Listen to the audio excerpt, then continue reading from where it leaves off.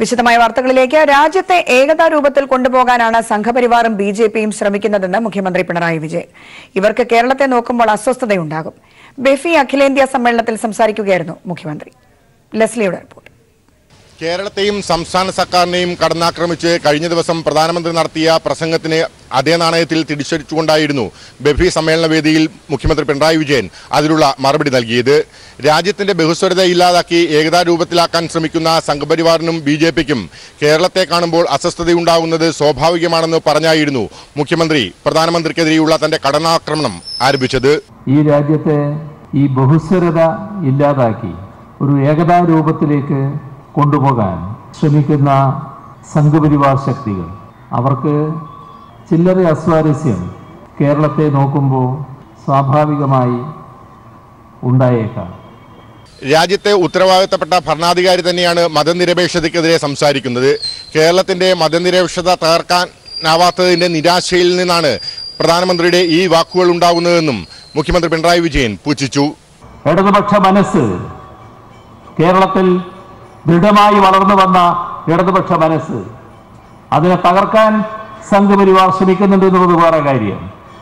പക്ഷേ അവർക്ക് ആ കാര്യത്തിൽ തെല്ലും മുൻപോട്ട് പോകാൻ കഴിയുന്നില്ല.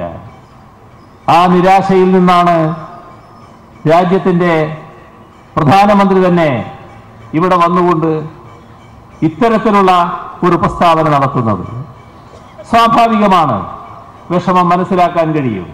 ശബരിമല വിഷയത്തിൽ സുപ്രീം കോടതി വിധി നടപ്പിലാക്കാനുള്ള ബാധ്യത സംസ്ഥാന സർക്കാരിനുണ്ടെന്ന് കേന്ദ്ര ആഭ്യന്തര വകുപ്പാണ് നിർദ്ദേശങ്ങൾ നൽകിയത്. ഇതറിയാത്ത ആളല്ല പ്രധാനമന്ത്രി. എന്നിട്ടും അദ്ദേഹം തെറ്റായ പ്രചരണമാണ് നടത്തുന്നതെന്നും മുഖ്യമന്ത്രി പറഞ്ഞു.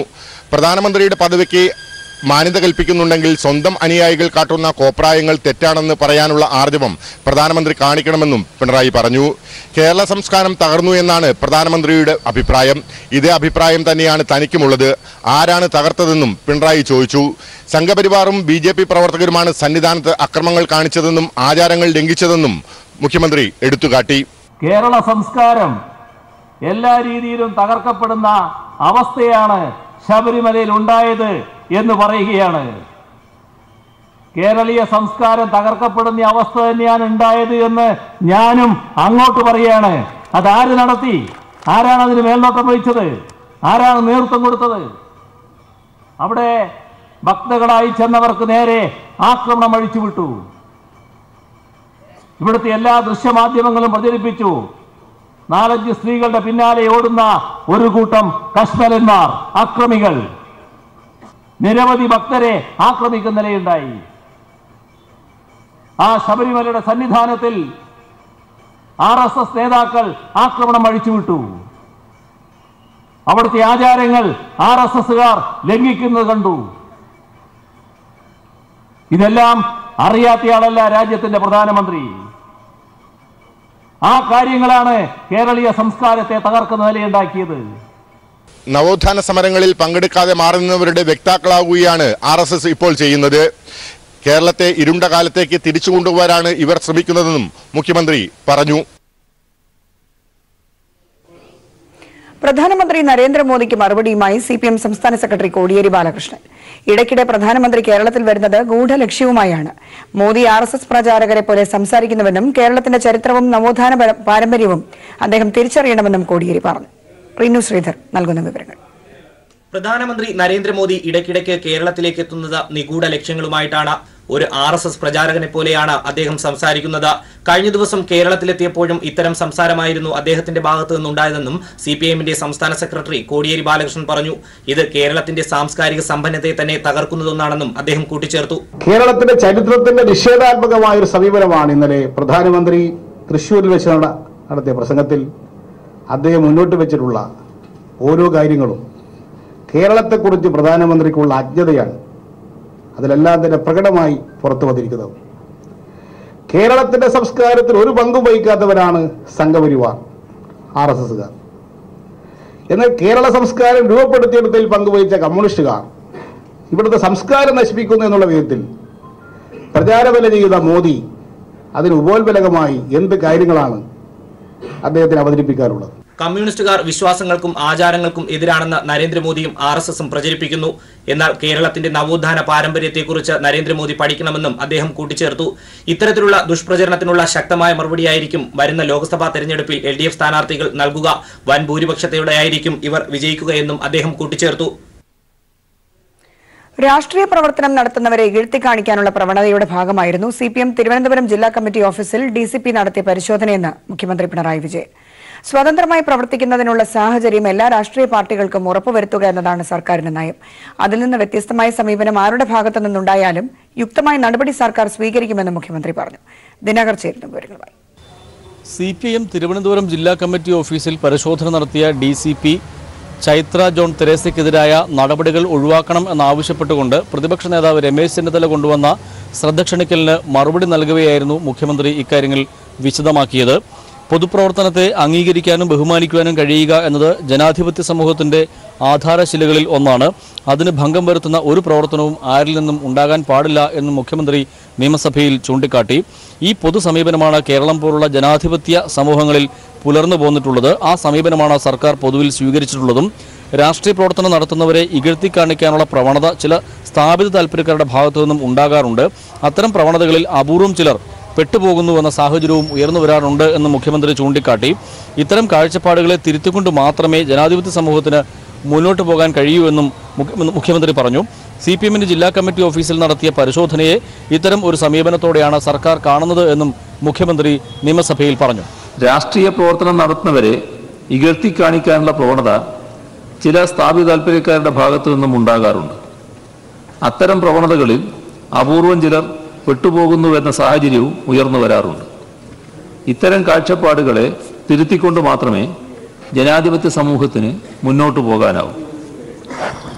CPIMന്റെ ജില്ലാ കമ്മിറ്റി ഓഫീസിൽ നടത്തിയ പരിശോധനയെ ഇത്തരമൊരു സമീപനത്തോടെയാണ് സർക്കാർ കാണുന്നത്. സ്വതന്ത്രമായി പ്രവർത്തിക്കുന്നതിനുള്ള സാഹചര്യം എല്ലാ രാഷ്ട്രീയ പാർട്ടികൾക്കും ഉറപ്പുവരുത്തുക എന്നതാണ് സർക്കാരിന്റെ നയം. അതിൽ നിന്നും വ്യത്യസ്തമായ സമീപനം ആരുടെ ഭാഗത്തു നിന്നുണ്ടായാലും യുക്തമായ നടപടി സർക്കാർ സ്വീകരിക്കുന്നതാണ്. നമ്മുടെ നാട്ടിൽ രാഷ്ട്രീയ പാർട്ടികളുടെ ഓഫീസുകൾ സാധാരണ രീതിയിൽ ഇത്തരം പരിശോധനകൾക്ക് വിധേയമാക്കാറില്ല എന്നും മുഖ്യമന്ത്രി ചൂണ്ടിക്കാട്ടി. ജനാധിപത്യ സമൂഹത്തിന്റെ അടിസ്ഥാന ശിലകളിൽ ഒന്നാണ് രാഷ്ട്രീയ പാർട്ടികൾക്ക് സ്വതന്ത്രമായ പ്രവർത്തനം അനുവദിക്കുന്നത്. രാഷ്ട്രീയ പാർട്ടികളുടെ നേതാക്കൾ പോലീസുകാരുമായി അന്വേഷണത്തിൽ സഹകരിക്കുന്ന സ്ഥിതിയുമാണ് കേരളത്തിൽ പൊതുവെ ഉള്ളത്.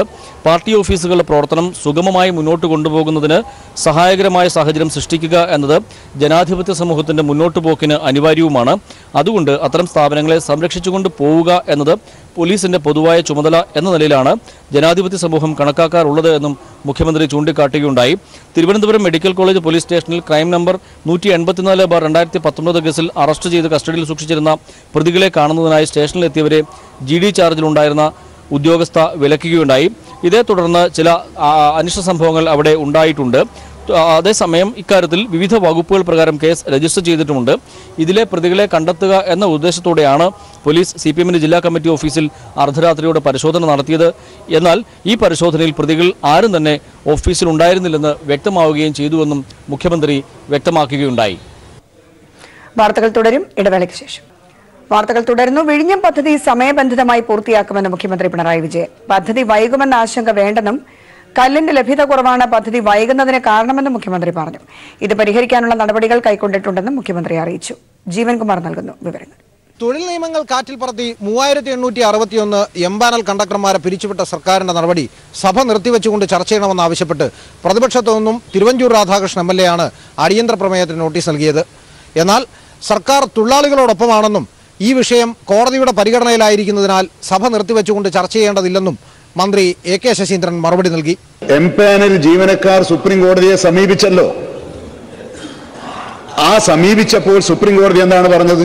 കീഴ്ക്കോടതി കഴിയട്ടെ. കീഴ്ക്കോടതി വിധി പറയാൻ വെച്ചിരിക്കുന്ന കേസാണ് സാർ ഇത്. കീഴ്ക്കോടതി വിധി പറയാൻ വെച്ചിരിക്കുന്ന ഒരു കേസിൽ ആ വിധി എന്താണ് എന്നറിഞ്ഞതിന് ശേഷമേ ഏതെങ്കിലും തരത്തിലുള്ള നടപടികൾ സ്വീകരിക്കാൻ KSRTCക്കാണെങ്കിലും ഗവൺമെന്റിനാണെങ്കിലും സാധിക്കുകയുള്ളൂ. അനാവശ്യ ഹർത്താലുകൾ ഒഴിവാക്കാൻ സർവകക്ഷി യോഗം വിളിക്കുമെന്ന് മുഖ്യമന്ത്രി പിണറായി വിജയൻ പറഞ്ഞു. ഹർത്താലുമായി ബന്ധപ്പെട്ട് വിവിധ പ്രതിപക്ഷ MLAമാർ നൽകിയ ചോദ്യോത്തരത്തിന് മറുപടി പറയുകയായിരുന്നു മുഖ്യമന്ത്രി. മഞ്ചേശ്വരത്ത് ഹർത്താലിന്റെ മറവിൽ വർഗീയ കലാപത്തിനുള്ള നീക്കമാണ് നടന്നത്. ഇതിനെ ശക്തമായി സർക്കാർ നേരിടും. കഴിഞ്ഞ ഹർത്താലുമായി ബന്ധപ്പെട്ട് 1 കോടി രൂപയുടെ സ്വകാര്യ മുതൽ നശിപ്പിക്കപ്പെട്ടതായും മുഖ്യമന്ത്രി സഭയിൽ വ്യക്തമാക്കി. സമൂഹവും രാജ്യവും ലോകം തന്നെയും ശ്രദ്ധിക്കത്തക്ക രീതിയിൽ നമ്മുടെ കേരളത്തിൽ ഇടവിട്ട് ഹർത്താൽ ഈ അടുത്ത കാലത്തുണ്ടായത്. നമ്മുടെ സംസ്ഥാനത്തെക്കുറിച്ച് ദുഷ്പേരുണ്ടാക്കത്തക്ക രീതിയിലുള്ള ഹർത്താലുകളാണ് ഇവിടെ ബോധപൂർവം സംഘടിപ്പിക്കുന്ന നില വന്നത്. നിർദ്ദേശം ലീഗിൻ്റെയും UDFിൻ്റെയും പൊതുവായ അഭിപ്രായമാണെങ്കിൽ സംസ്ഥാന സർക്കാർ ഇക്കാര്യം സംബന്ധിച്ച് ഗൗരവമായി തന്നെ സർവകക്ഷി യോഗം വിളിച്ചു ചേർത്ത് ചർച്ച ചെയ്യാൻ തയ്യാറാകും. വിഴിഞ്ഞം അന്താരാഷ്ട്ര തുറമുഖം വൈകുന്നു എന്നാരോപിച്ചുകൊണ്ട് പ്രതിപക്ഷത്തു നിന്നും വിവിധ പ്രതിപക്ഷ MLA-മാർ സഭയിൽ സർക്കാരിനെതിരെ ചോദ്യമുയർത്തി. എന്നാൽ ആ മതിയായ പാറ ലഭിക്കാത്തതിൻ്റെ അപര്യാപ്തത വിഴിഞ്ഞം തുറമുഖ നിർമ്മാണത്തിനുണ്ടായതായി മുഖ്യമന്ത്രി സഭയെ അറിയിച്ചു. അത് പരിഹരിക്കാനുള്ള നടപടിക്രമങ്ങൾ പൂർത്തിയായി വരുന്നതായും മുഖ്യമന്ത്രി സഭയിൽ വ്യക്തമാക്കി. എല്ലാ സ്ഥലങ്ങളിലും പ്രളയമുണ്ടായി. അപ്പോൾ കല്ല് കിട്ടേണ്ട ആ പ്രദേശങ്ങളെയും ഇത് പ്രതികൂലമായി ബാധിക്കുന്നല്ലോ. എല്ലാവരുടെയും ശ്രദ്ധ അതിലേക്കായി. ഇപ്പോൾ നാം എല്ലാവരും കൂടി ഈ കല്ല് വേഗം കിട്ടുന്നതിനുള്ള നടപടികൾ എടുത്തു വരികയാണ്. കലക്ടർമാരെ പ്രത്യേകം ചുമതലപ്പെടുത്തിയിട്ടുണ്ട്. കലക്ടർമാർ ആ കല്ല് കിട്ടുന്നതിനുള്ള നടപടികൾ സ്വീകരിച്ചു വരികയാണ്. ഇവിടെ പാറ കോറികളിലൂടെയാണല്ലോ കിട്ടേണ്ടത്. ആ കോറികളിലുള്ളവരോട് ഒരു നിശ്ചിത ഭാഗം ഇത്തരം കാര്യങ്ങൾക്ക് കൊടുക്കണമെന്ന നിബന്ധനയും ബന്ധപ്പെട്ട കലക്ടർമാർ നിശ്ചയിച്ചു കൊടുക്കുകയാണ്. അപ്പോൾ സമയബന്ധിതമായി തന്നെ ഇത് തീർക്കാനുള്ള നടപടികളാണ് നീക്കിക്കൊണ്ടിരിക്കുന്നത്. ഒരു ആശങ്കയും ഉണ്ടാകേണ്ടതില്ല. വല്ലാതെ നീണ്ടുപോകുമെന്ന ആശങ്ക ഒരു കാരണവശാലും ഉണ്ടാകേണ്ടതായിട്ടില്ല. പ്രളയവുമായി ബന്ധപ്പെട്ട് സർക്കാർ നിർമ്മിച്ചു നൽകുന്ന വീടുകളുടെ പണി ഉടൻ തന്നെ പൂർത്തീകരിക്കുമെന്ന് മുഖ്യമന്ത്രി സഭയിൽ വ്യക്തമാക്കി. ഇടവേള. തിരികെ വാർത്തകളിലേക്ക്. ജനസമ്പർക്ക പരിപാടിക്കിടെ പാർട്ടി പ്രവർത്തകരെ പരസ്യമായി അപമാനിച്ച് കർണാടക മുൻ മുഖ്യമന്ത്രി സിദ്ധരാമയ്യ. സംഭവത്തിൽ അന്വേഷണം നടത്തണമെന്ന് ദേശീയ വനിതാ കമ്മീഷൻ. അതേസമയം കർണാടകയിൽ രാഷ്ട്രീയ പ്രതിസന്ധി രൂക്ഷമാകുന്നു. കോൺഗ്രസ് MLA-മാരെ നിലയ്ക്ക് നിർത്തണമെന്ന് HD കുമാരസ്വാമി. കോൺഗ്രസിന് താൽപര്യമില്ലെങ്കിൽ സ്ഥാനമൊഴിയാൻ തയ്യാറാണെന്നും കുമാരസ്വാമി. ശരത്ത് ചേരുന്നു വിവരങ്ങളുമായി. കർണാടകയിലെ സഖ്യ സർക്കാരിന്റെ നിലനിൽപ്പിനെ തന്നെ ആശങ്കയിലാക്കുന്ന നിലയിലുള്ള സംഭവവികാസങ്ങളാണ് ഇന്ന് നടന്നത്. നേരത്തെ കോൺഗ്രസ് MLA-യും അതുപോലെ തന്നെ മന്ത്രിയുമായ MTP നാഗരാജ് തന്റെ മുഖ്യമന്ത്രി സിദ്ധരാമയ്യയാണ് എന്നുള്ള ഒരു പ്രസ്താവന നടത്തിയിരുന്നു. ഇതിനെതിരെ രൂക്ഷമായ ഭാഷയിലാണ് ഇന്ന് HD കുമാരസ്വാമി പ്രതികരിച്ചത്. കോൺഗ്രസ് MLA-മാർ പരിധി വിടുകയാണ് എന്നും കോൺഗ്രസിന് MLA-മാരെ നിയന്ത്രിക്കാൻ സാധിക്കുന്നില്ല എന്നുമുള്ള വിമർശനം ഉന്നയിച്ച HD കുമാരസ്വാമി വേണമെങ്കിൽ താൻ സ്ഥാനം രാജിവെക്കാൻ തയ്യാറാണ് എന്നും ഇന്ന് വ്യക്തമാക്കുകയുണ്ടായി. Continue. I am ready to step down. I am ready to step down. Congress leaders must think about all these things to control them. Yes, they are crossing the yes line. ഉടനടി തന്നെ വിഷയം ഗൗരവതരമാണ് എന്ന് മനസ്സിലാക്കിക്കൊണ്ട് Congress high command ഇടപെടുകയും ഇത്തരം പ്രസ്താവന നടത്തിയ MLA-യോട് വിശദീകരണം ചോദിക്കുകയും ചെയ്തു. ആ വഴി അത്തരത്തിൽ നിലവിൽ സർക്കാരുമായി ബന്ധപ്പെട്ടുള്ള ആശങ്കകൾ ദൂരീകരിക്കാൻ സാധിച്ചു എന്നുള്ള ഒരു ആത്മവിശ്വാസത്തിൽ തന്നെയാണ് ഹൈക്കമാൻഡ് ഉള്ളത്. മറുപടി തൃപ്തികരമല്ല എങ്കിൽ നടപടി ഉണ്ടാകുമെന്ന് കൂടി പറഞ്ഞ് കുമാരസ്വാമിയെയും JDS-നെയും പിണക്കാതെ നിർത്താൻ ഒരു പരിധിവരെ കോൺഗ്രസിന് സാധിച്ചിട്ടുണ്ട്.